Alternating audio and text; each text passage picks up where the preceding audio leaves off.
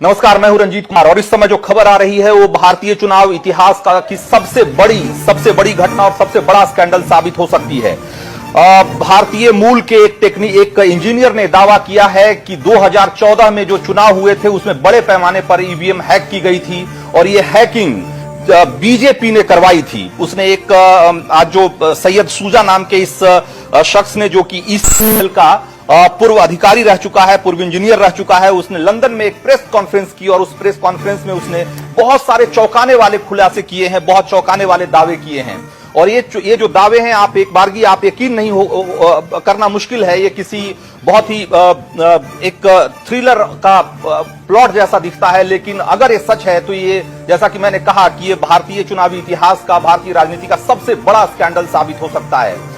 सैयद शुजा ने दावा किया है कि 2014 में बड़े पैमाने पर ईवीएम हैक की गई और ये हैकिंग में जिस कंपनी ने साथ दिया बीजेपी का, वो थी रिलायंस जियो। रिलायंस जियो ने देश भर में ऐसे बहुत सारे सेंटर्स का जाल बिछाया। ऐसे 9 सेंटर बनाए गए जहां पर कि जिसके जरिए लो फ्रीक्वेंसी पे, जिसको कि आप मिलिट्री ग्रेड फ्रीक्वेंसी भी कह सकते हैं, उसके सिग्नल इमिट किए गए वहां से और देश भर के जो टारगेटेड ईवीएम थे उसको हैक किया गया।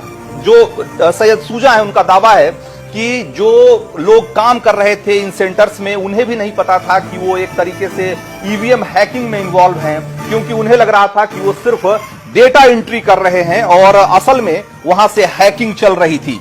सैयद शुजा का दावा है कि वो उस टीम का हिस्सा रहे हैं जिसको कि ईसीआईएल यानी कि electronics corporation of India limited, जिसने कि इस ईवीएम को डिजाइन किया है, इस ईवीएम को बनाया है, उसने एक प्रोजेक्ट के तहत इन्हें ये जिम्मेदारी सौंपी थी कि ये पता लगाए कि ईवीएम हैक किए जा सकते हैं कि नहीं।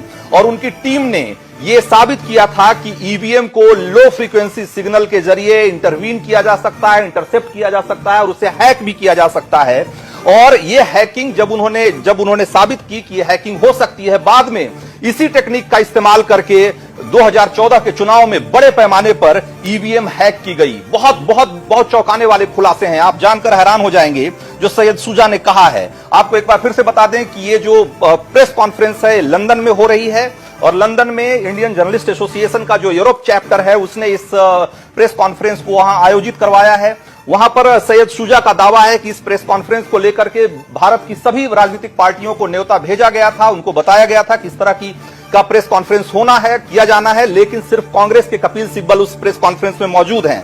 भारतीय मूल के बहुत सारे पत्रकार भी उस प्रेस कॉन्फ्रेंस में मौजूद हैं और वहां पर एक डेमो के जरिए, एक डिमॉन्स्ट्रेशन के जरिए उन्होंने दिखाने की कोशिश की है कि कैसे लो फ्रीक्वेंसी यानी कि मिलिट्री ग्रेड फ्रीक्वेंसी सिग्नल के जरिए ईवीएम में छेड़छाड़ संभव है, उसे हैक किया जा सकता है और उससे चुनाव के नतीजों को प्रभावित किया जा सकता है। सैयद शुजा ने यह भी कहा है कि 2014 में, न सिर्फ 2014 में बल्कि बाद के भी बहुत सारे इलेक्शंस में, जो स्टेट इलेक्शंस थे, वहां पर भी हैकिंग की गई।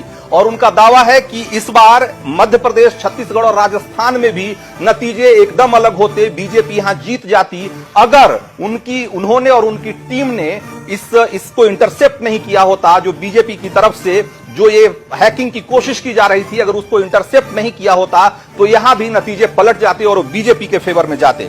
यहां तक कि उनका दावा है कि हमने और उनकी टीम ने बीजेपी के लोगों से इस बारे में बात करने की कोशिश की थी, बल्कि उन्होंने यहां तक स्वीकार किया है कि उनकी टीम ने बीजेपी को ब्लैकमेल करने की कोशिश की थी। और इसी सिलसिले में हैदराबाद के एक सबर्ब में उनकी मुलाकात हुई थी बीजेपी के कुछ नेताओं से, जहां पर कि उन पर हमला हुआ और उनके टीम के ज्यादातर लोगों को गोली मार दी गई। और फिर उसी दिन किशनगढ़ में एक दंगा कराया गया और उस दंगे के विक्टिम के तौर पर उनके टीम के लोगों की बॉडी जो है वो डिस्पोज ऑफ कर दी गई। यह भी बहुत चौंकाने वाला खुलासा है। साथ ही साथ यह भी उन्होंने दावा किया है कि इस हैकिंग के बारे में गोपीनाथ मुंडे, पूर्व केंद्रीय मंत्री और बीजेपी के वरिष्ठ नेता गोपीनाथ मुंडे को सब कुछ पता था और इसीलिए उनकी हत्या की गई। असल में उनकी मौत नहीं हुई थी कार एक्सीडेंट में, बल्कि उनकी हत्या कर दी गई थी। और जब इसकी जांच के दौरान तंजील अहमद नाम के पुलिस अधिकारी को इसका पता लगा और वो इसकी रिपोर्ट फाइल करने वाले थे, तो तंजील अहमद को भी मार दिया गया, उनकी भी हत्या कर दी गई। ये 4 days ago, Syed was attacked in the United States and he was unable to take the flight that he was booked on from Newark to London on Saturday night and arrive here yesterday morning. So we had a bit of a crisis yesterday, but despite the fact that he is clearly injured, and we have managed to persuade him to make an appearance so that he tells his story and you can also put questions to him. So with those words, it's over to you, Syed.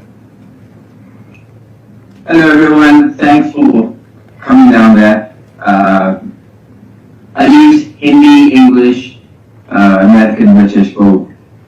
So everyone loud and clear? Yes, please speak in English so that everyone can understand.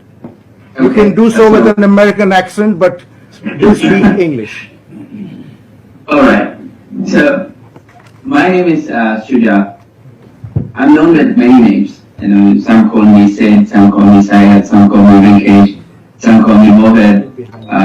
I'm also a fortune teller. So I can tell you what is going to happen after this press conference.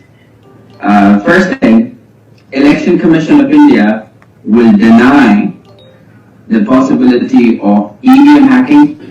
Second, the ruling party will deny their involvement in what happened since 2013 and today. Third, the Electronic Corporation of India will deny my existence as an employee of ECI. And fourth, that I don't exist in any system whatsoever in India because I'm dead 4.5 years ago. So these are the things which are definitely going to happen in about 2 hours from here. To start with, I was supposed to come down there, do a demo.